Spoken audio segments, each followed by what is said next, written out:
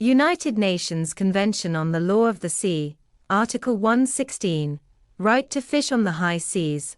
All states have the right for their nationals to engage in fishing on the high seas subject to a. their treaty obligations, b.